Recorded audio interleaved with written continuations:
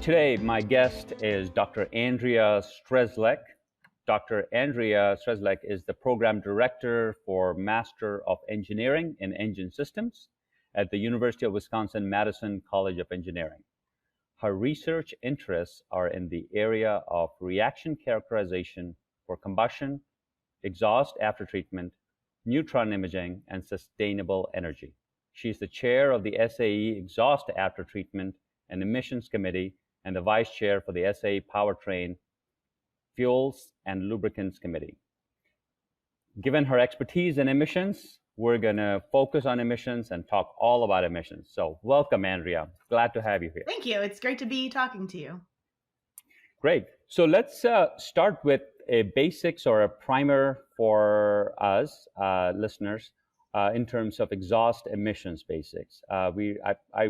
The basics I know are it's CO2. We talk about climate change and CO2, and but you have CO, NOx. Can you give us a little bit basic primer in terms of the emissions and what makes them so hard to control?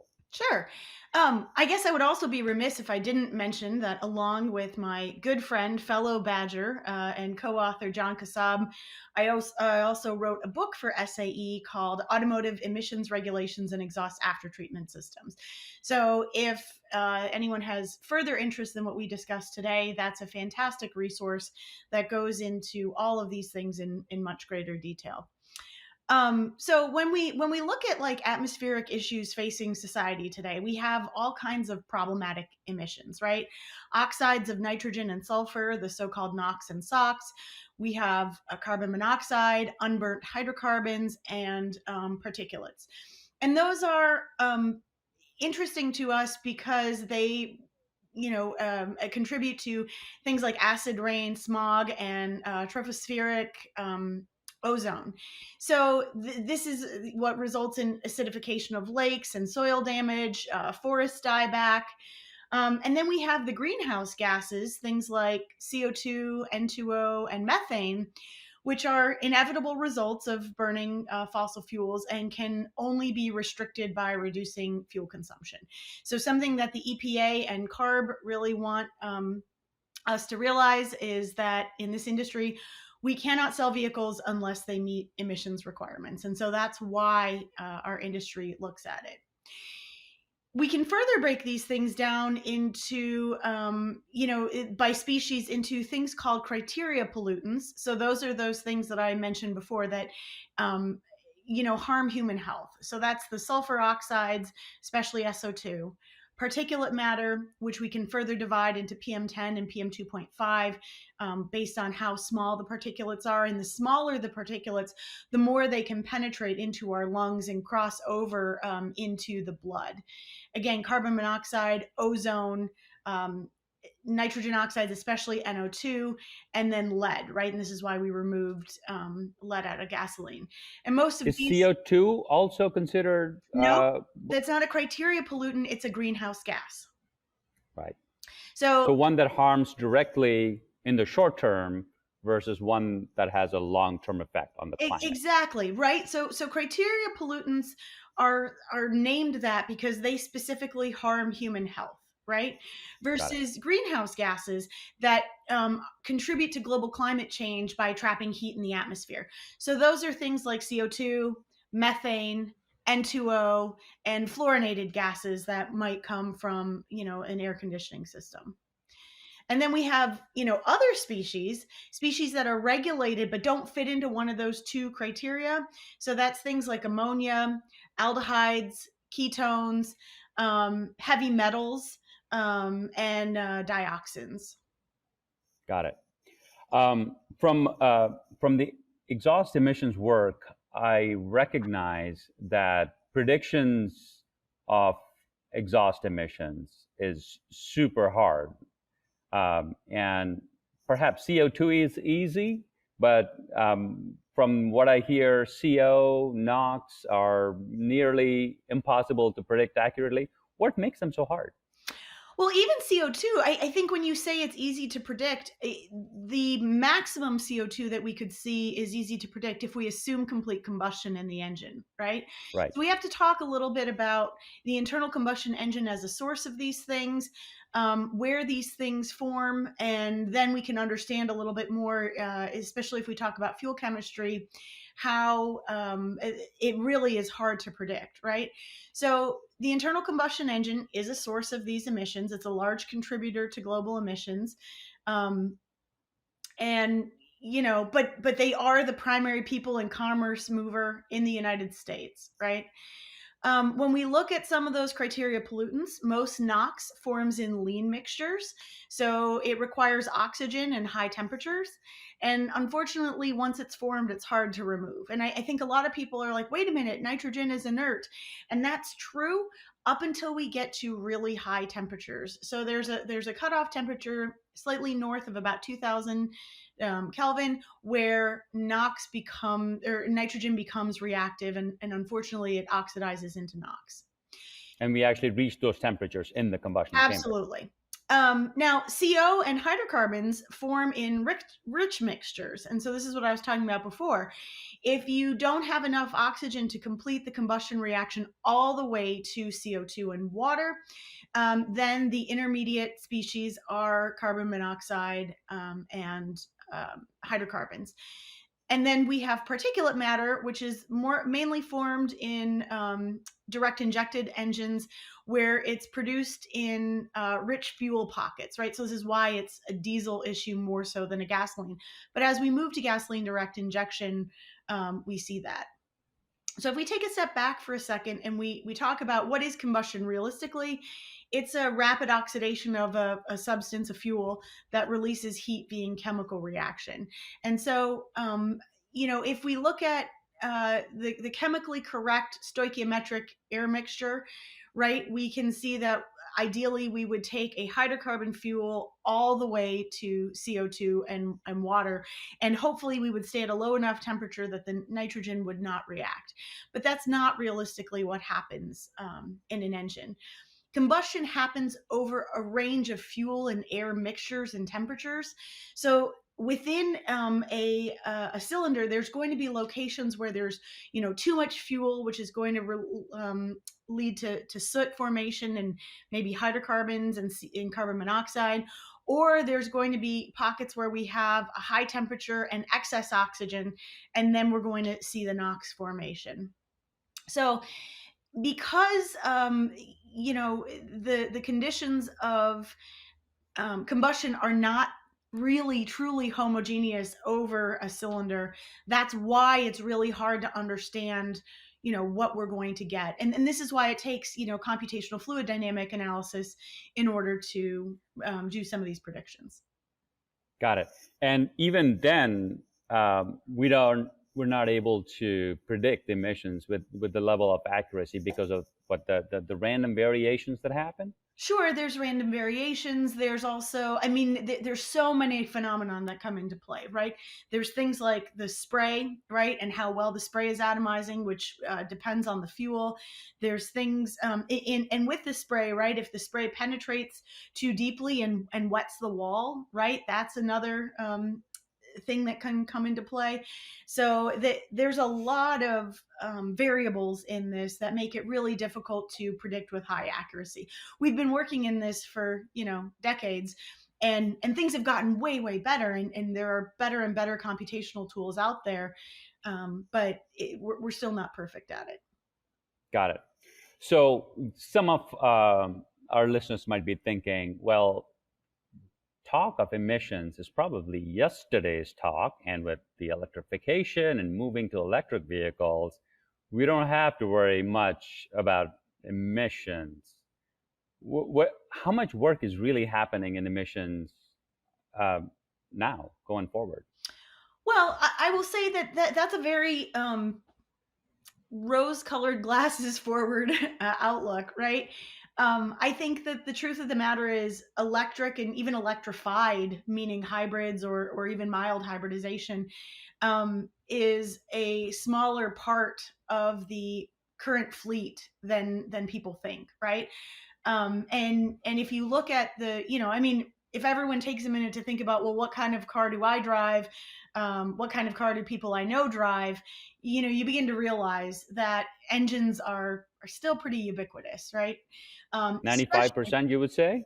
yeah, 95, especially when we look at things like heavy duty vehicles, right? The right. long haul transport trucks, right? That's 100%, Yeah, and just and about. and it's going to be for quite a while because, batteries weigh a lot and take up a lot of space. And I can't imagine any semi truck that's going to trade off the freight weight or the freight volume to host a battery instead, right? I mean, if you look at it, some of the calculations are as much as, half to three quarters of the vehicle freight load that would be taken up by the battery instead.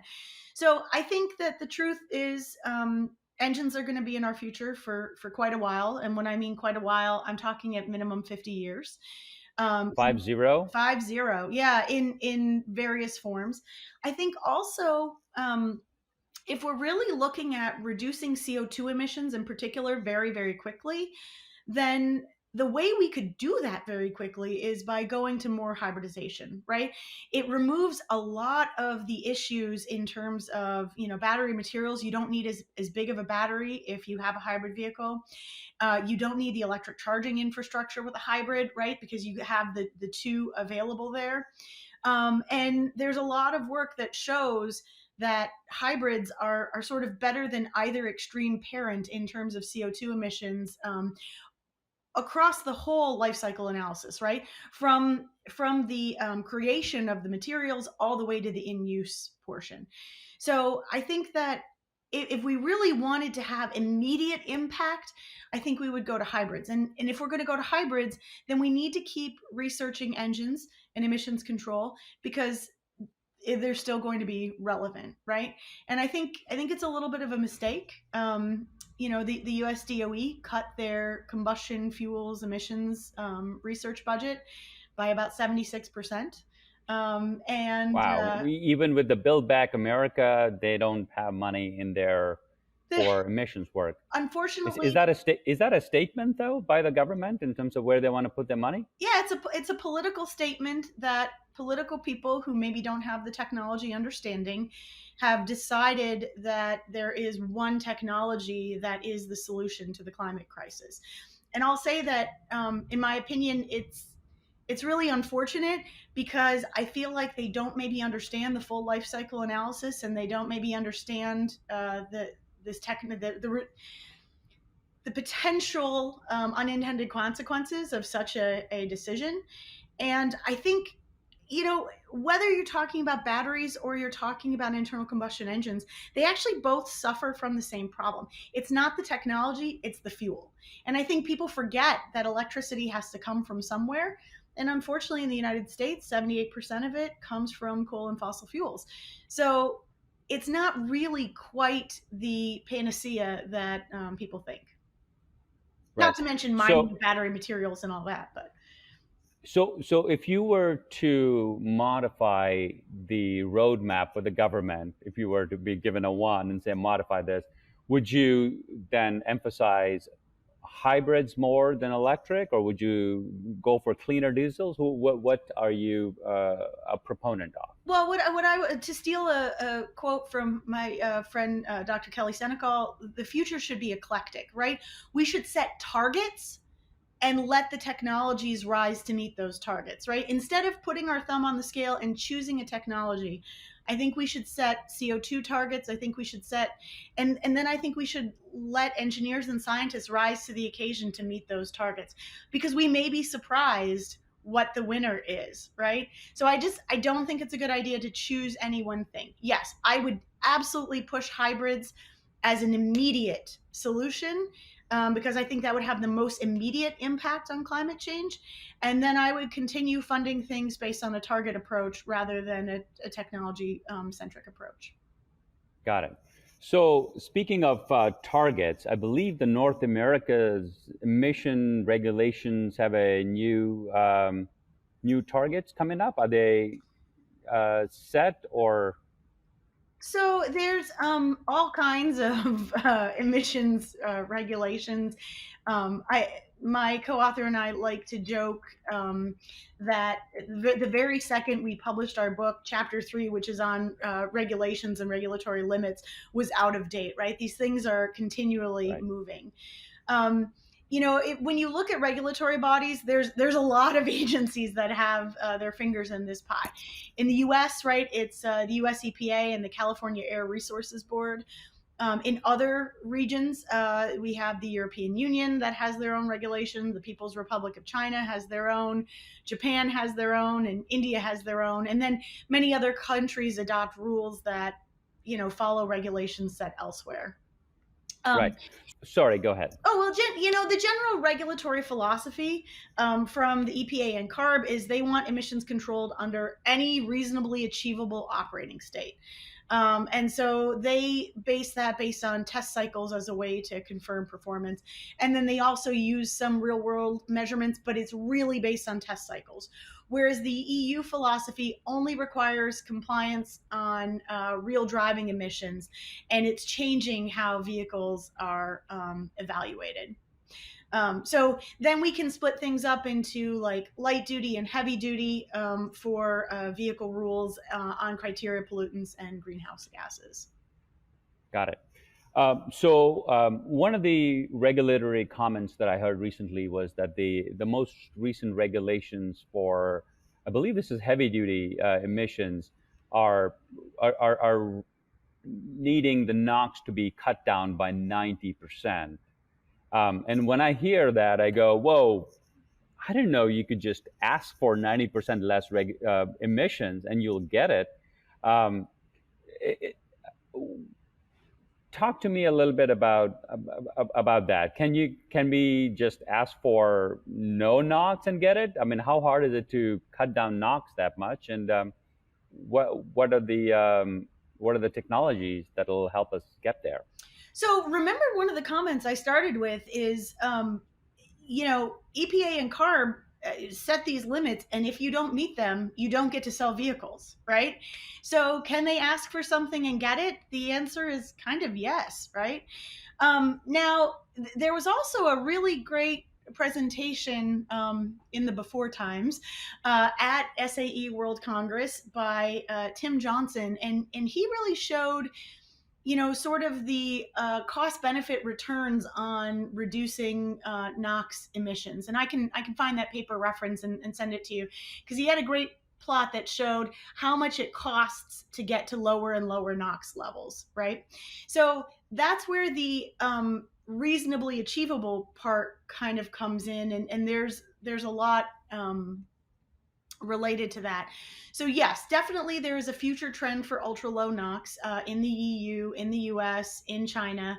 And the CARB rules have been adopted in the US for model year 2024, and the model 2027 rules for both CARB and EPA are what are close to being announced. And so this includes longer full useful life and warranty periods, and essentially some changes for the OBD thresholds.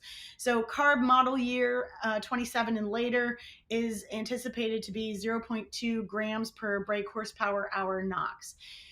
There has been some work out of Southwest Research that shows that it is achievable under certain conditions, right? And that's what EPA and CARB work with Southwest or the U.S. National Labs, particularly Oak Ridge, to do a lot of these demonstration projects to see, is this even possible with technologies that we have today? Can you do this? And then, Is this heavy duty yeah, this is heavy NOx? duty. Yeah, heavy duty Got it. NOx. And so there's a paper from Chris Sharp at Southwest that I can provide you as well. They've We'll add demonstrated. all the links in the description for the podcast, so those who are listening can pull down the papers as well. Sure. Yeah, absolutely. And so they've demonstrated what's possible. However, there was no attention to cost, right?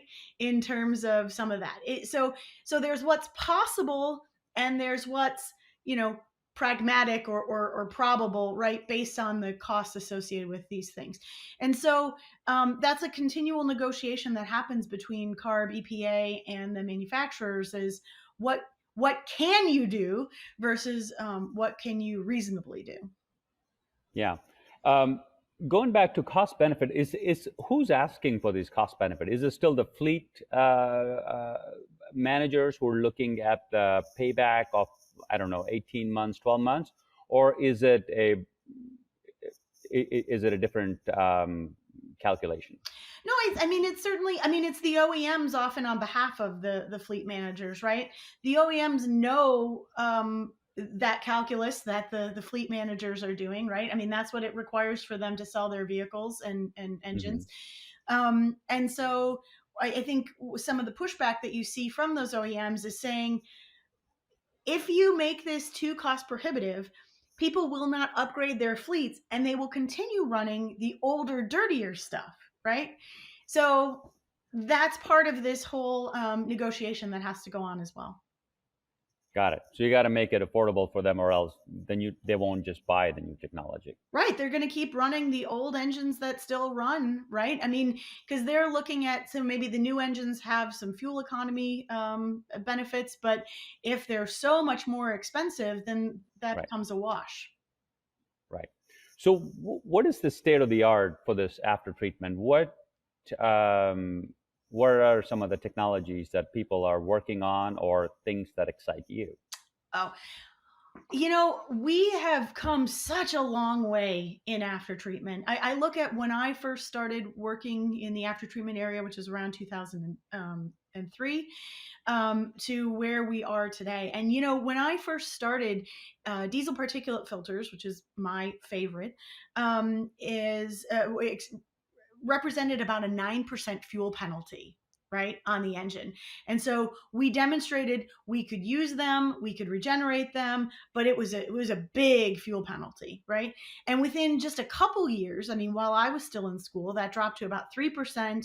And by the time I finished my PhD work, it was down about 1%, right? So, it's amazing how we have developed these things. Same thing goes for NOx. In the early years was a kind of race between lean NOx traps and SCR, and now SCR is deployed in most vehicles, right, with amazing results. So there are the after treatment systems are quite complex. If you're looking at a diesel heavy duty vehicle, you have a diesel oxidation catalyst, you have a diesel particulate filter, you have an SCR, you may have an Mm-hmm. ammonia slip catalyst, right? And EGR is realistically part of your emissions control system because that helps you avoid those high in cylinder temperatures where NOx is going to be formed, right? So you use EGR to mitigate NOx formation. Right. And EGR is exhaust gas recirculation, Yes. where you take some of the exhaust, put it back into the intake, burn it again in order to burn something that was partially burnt. Not to necessarily burn it again, but you use it as a diluent because those things are exhaust products. It probably Mm-hmm. contains a lot of things that won't burn, so they're just there to absorb energy in the cylinder to keep the exhaust from getting too Very high a high. temperature. Okay. Uh, so are these technologies then going to take us to that 90% reduction in NOx, or does something brand new have to enter the picture? So there's a couple things there. I mean, if you look at where we were, it depends on when we talk about this 90% reduction, we always have to define what baseline we're talking about, right? Okay. Because if you compare what we do now versus even what was in existence in the early 2000s, we've done more than a 90% reduction already, right?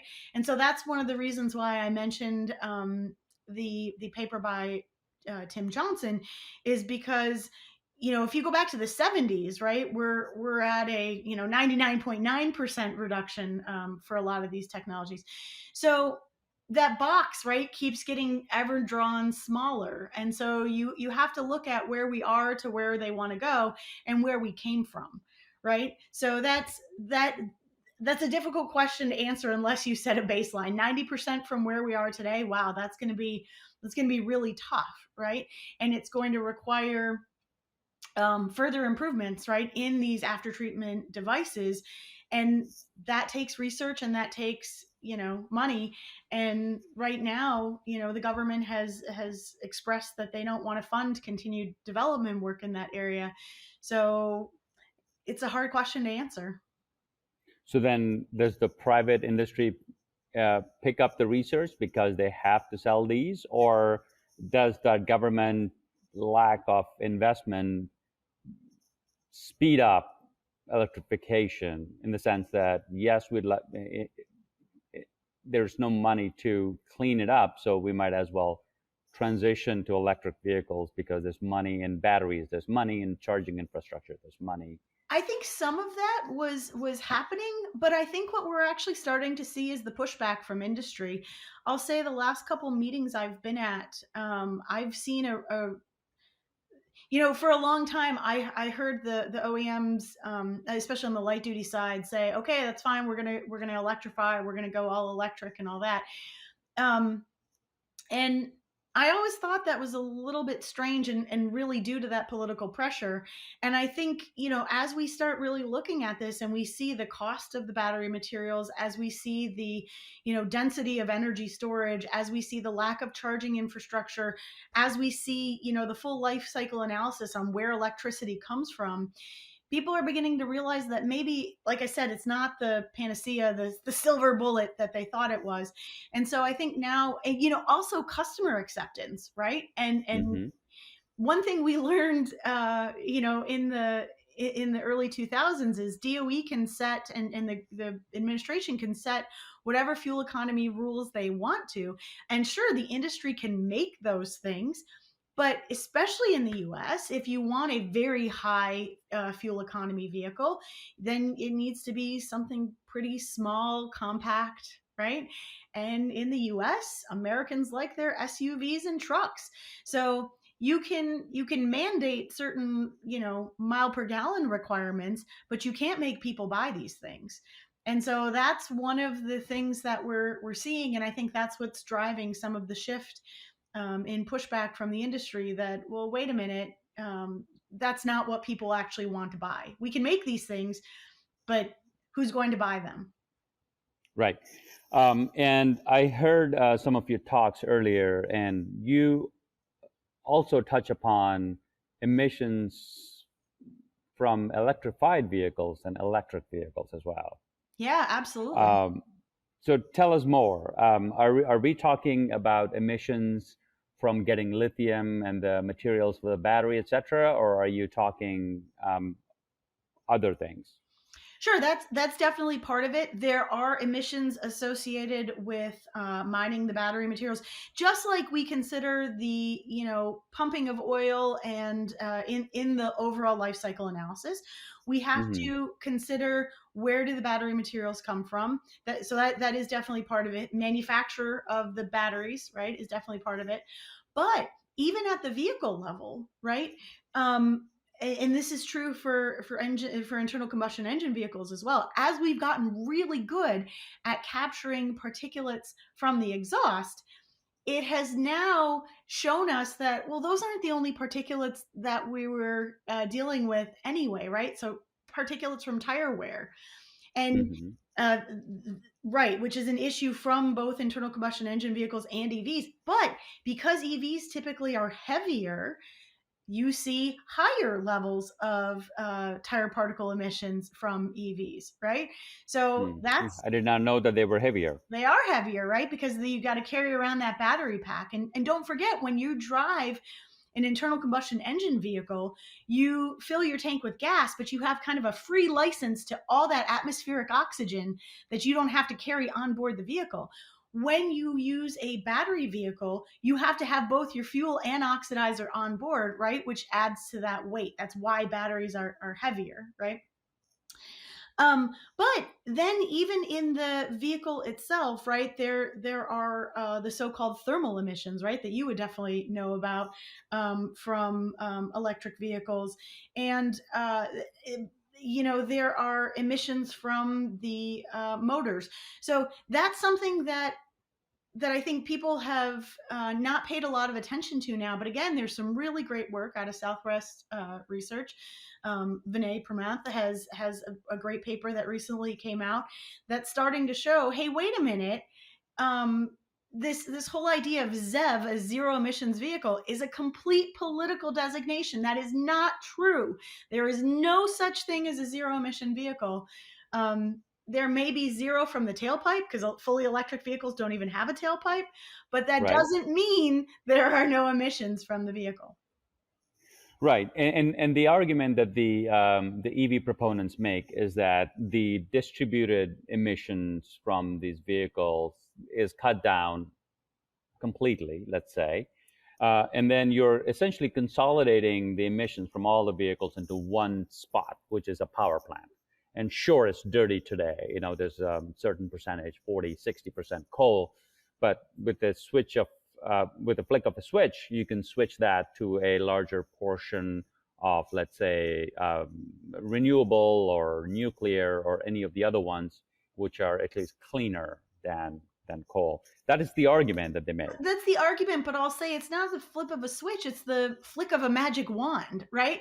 What people tend to put on these rose-colored glasses when they look at the greening up of electricity generation, and then they act like we're still running, Rudy's diesel, right? But the truth of the matter is the fuel companies are working on things like renewable diesel and, at least net carbon neutral fuels, e-fuels, right?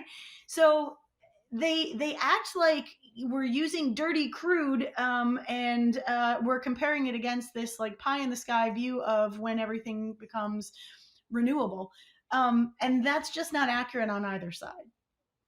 I feel Got like it. engines and fuels don't get enough credit, and I feel like the EV side and electricity generation gets a little too much, right? We're a little too hopeful on that side. Right.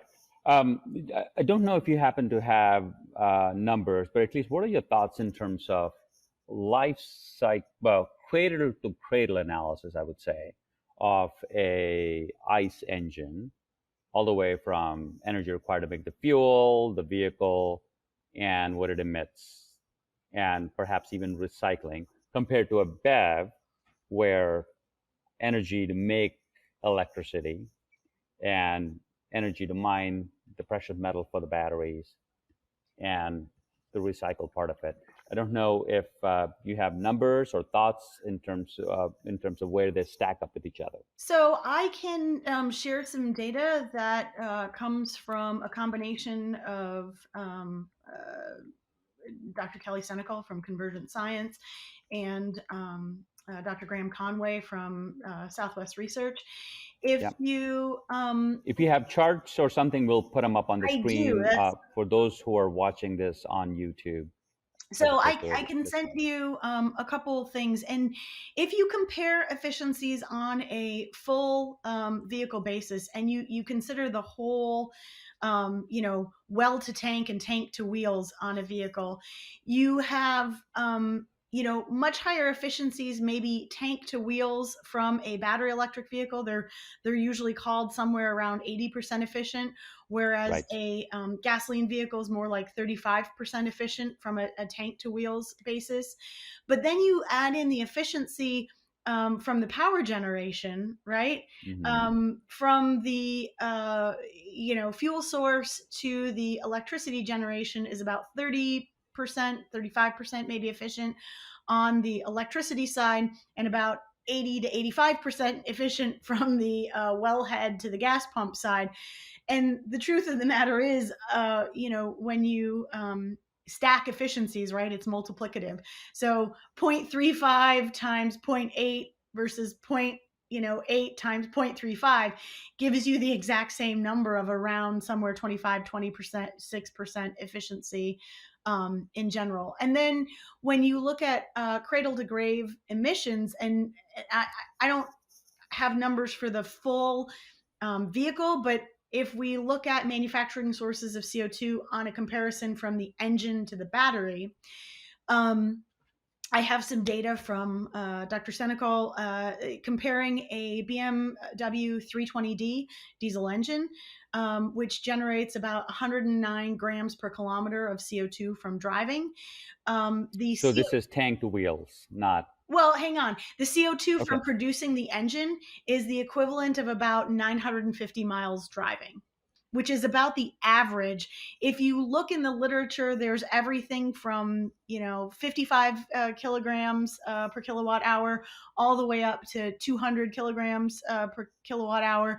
So using about 120 kilograms is somewhere in the middle of that. And so I feel like it's an estimate, That, again, based on that's is that our national average, and the high numbers would correspond to a cold state like Ohio and Michigan, and perhaps the lower numbers would it's correspond to actually California. it's actually based on a literature average. Dr. Selico and Tristan Burton have just recently had a paper accepted for publication that shows some of the data based on a state-by-state basis using real electricity emissions. And so I'll point you to that resource for Yes, that. please. But I want it for the purpose of comparison. If we look at two vehicles like a Nissan Leaf, which has a 40 kilowatt hour battery, and a Tesla Model S, which has a 100 kilowatt hour battery, the equivalent of BMW 320D miles driving, right, that it takes just to make the battery. Remember, to make the engine, it takes it about the equivalent of 950 miles driving. For the Nissan Leaf with that 40 kilowatt hour battery, it's about 4,800 kilograms of CO2 from battery production, which is the equivalent of about 26,000 miles of driving that 320D. So 950 miles driving for the engine, 26,000 miles for that Nissan Leaf battery. When we take it to the Tesla Model S battery, so it's a 100 kilowatt hour battery, it's about the equivalent of 12,000 kilograms of CO2 from just the battery production. And that's the equivalent of 70,000 miles of driving the 320D. So the bigger the battery, the more CO2 it takes to manufacture that battery. And, Graham Conway has a great plot that shows CO2 created as a function of conventional, electric, or hybrid vehicle, or those two small, the smaller and the larger battery range sizes.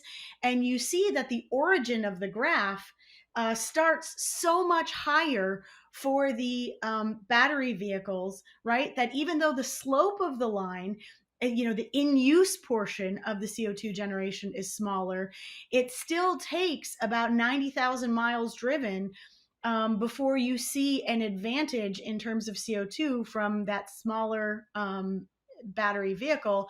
And again, because of just how much CO2 is created in the battery manufacturer, it takes more than 100,000 miles of driving before you're going to see the advantage in terms of CO2 from a fully electric vehicle. So Wow, I've never heard numbers put in these units. and I'll point you to Graham and Kelly's work on that because I certainly borrowed those plots from them. And again, so much of this depends on the assumptions that you're making, right? And one of the problems I have with the folks out there that are saying, oh no, but if you use the average mix, you see the different numbers, is the problem is the average mix is not the right metric. And Kelly and Tristan's paper is a great example of why that's true. And I had a discussion with friends of mine at ICCT that say, "Oh, but our projections are this, our projections are this," and my argument to them is, your models cannot describe the current situation, right? Your models that you're using for projection and you're using for these future numbers cannot even Sorry, describe can the you? current situation, which means if your models can't describe the current situation, then how can I believe them for the future? So the Argument ICCT until it's over. is a clean transportation. Sorry, I don't know Yeah, what they're it's the projecting. International Council on Clean Transportation. They are an NGO, Yeah, a non-government organization, and they have been very loud, and they have a lot of publications in this area that shows models and these predictions of an electric future and how that's going to impact CO2 emissions. But again, got it. if their models cannot accurately describe, with all the known information that we have right now, they can't accurately describe the baseline of right now, then why would I believe what they're talking about in the future? Right. And that's where I Right. think Kelly and Tristan's paper is so awesome, because they accurately describe what's going on right now and, say, well, that's a better baseline for projecting what's going to happen in the future. Right. So then let's talk about the future. I want you to get into the TARDIS and go forth. Let's say 10 years first. Set the date for 2031, 32. And you open the hood of a Class 8 truck. What do you think you'll see? A heavy duty diesel engine. With Maybe some any mild other? hybridization. I mean, hoteling loads are a great opportunity, right? You could replace maybe the pony engine, the APU, the auxiliary power unit, with a battery, and maybe you're doing waste heat recovery and you're using that to, store energy that can be used for the hoteling load, or maybe for further idle reduction. But the prime mover is still a heavy duty diesel. Got it. No. What are your thoughts on fuel cells? Or because that's one of the things that's being talked about for commercial trucking. You want to clean up the emissions. You want to try to do it more electric based, but the size of the battery doesn't lend itself to scaling for Class 8 trucks as well. But fuel cells, this is the other argument I've heard. Fuel cells, on the other hand, you have this fixed weight of the fuel cell itself, and the fuel, which is hydrogen, scales up. The weight, the energy can scale up without too much penalty on the fuel. So do you think in 10 years we'll see some level of hydrogen trucks driving around? If we see hydrogen trucks, my question is, why do we need a fuel cell, which is still, a developmental technology, right? Internal combustion engines, especially diesels, can burn hydrogen. We saw work done by Steve Ciotti out of Argonne National Lab in the early 2000s. You can burn hydrogen in an internal combustion engine. Why do we need fuel cells? Would you get the same mechanical power out of the same hydrogen? So if I had a tank of hydrogen and I was trying to get an X amount of mechanical power to move the truck, and I had two choices. One was the burning it in the engine. The second one is through a fuel cell. Is burning the engine a better way to convert that hydrogen to the mechanical power as opposed to fuel cells? That's outside of my expertise, so I can't really talk about that. We don't get mechanical power directly from the fuel cell. Typically, we turn the hydrogen into electricity, right, in the fuel cell. And so maybe there is some advantage there, but I'm not sure. Again, that's not my expertise. But I have to ask you the question, though. Where is this hydrogen going to come from? Hydrogen, not a naturally occurring fuel. I remember once upon a time, during my graduate school work at Oak Ridge National Lab in the mid 2000s, asking folks from DOE, is this hydrogen economy sale a clever way to play the nuclear card? Like, we're going to convince people hydrogen, hydrogen, hydrogen, it's the answer. And then we're going to say, oh, but the only way we can get it, with low emissions and reliably is with nuclear power. And I remember they laughed at me and said, wow, you give us too much credit, that these are ships that are passing in the night, not related. The same problem that we have with electricity, we have with hydrogen. It's difficult to make. It's difficult to contain, right? If you've ever Googled a video of a hydrogen fire, they're scary. So I've seen old black and white pictures of hydrogen fire. Yeah, well, you have to do it either at night or black and white, because it has a colorless flame. Oh, I was talking about the picture of the Hindenburg, but Oh, that one, that one. Okay, yeah, there's a great video. I think if you Google it, you can find it, where there was a researcher who did a hydrogen fire in a vehicle at night because it was the only way you can really image the flame. You have to use IR imaging. I see. Got it. Um, Maybe we didn't go as far forward. So what if I put you back in the TARDIS? We go out 30 years. It's enough time, I'm hoping, for the transitional technologies to shake out and new winners to emerge. And then 30 years from now, you look at the Class 8 truck. What do you see I think it's a in the hybrid powertrain? system. I think it's a hybrid system. I think there's still an engine there. I think we can jump in and go 50 years, and I think you're still going to see an engine there. The truth of the matter is, hydrocarbons are remarkably energy dense, stable energy carriers. And I think it's going to be really, really hard to beat them for a long time when we're talking about Class 8 vehicles that need to be able to drive out the ice road, right? Ice road truckers, and into Alaska. Things that can be moved by rail or on more stable routes. Maybe those are better targets for assuming, and this is a huge assumption, right, that batteries get a lot better at energy storage, that they get a lot lighter weight. Then yeah, I think maybe we'll see some improve, and by the way, charging infrastructure gets a lot better. Then sure, maybe we'll see more movement in that area into hybrids again. I really think hybrids are the answer for the short to mid-term. So the engine's going to be a lot smaller, you believe, Yeah, as well? absolutely. I think again, the benefit is smaller engine, smaller battery, and we just talked about the benefits of the smaller battery compared to the larger battery, right? The small battery was about 26,000 miles of driving the diesel. The larger battery was about 70,000 miles of driving the diesel, right? Smaller engine, smaller battery, best of both worlds. Got it. Well, thank you so much for talking with me, Andrea. I think that was a wonderful discussion about where you believe the emissions sits today on heavy duty, and I'd love to catch up with you again, perhaps in a couple of years or maybe 5 years, to see where the industry has progressed and the technologies we're working on. So, thank you so much for talking with me. Thank you. It was my pleasure. I really enjoyed it.